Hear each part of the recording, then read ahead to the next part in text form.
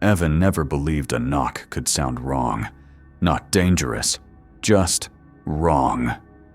But on that freezing November night, long after midnight, in a neighborhood where no one visited unannounced, someone began knocking on his front door. Not loud, not frantic, just a slow, sickening rhythm, like whoever stood there already knew he would open it eventually. He didn't know it yet, but that knock wasn't asking to come in. It was telling him he was already chosen, and by the time he gathered the courage to check the peephole, Evan learned that some knocks don't come from people at all.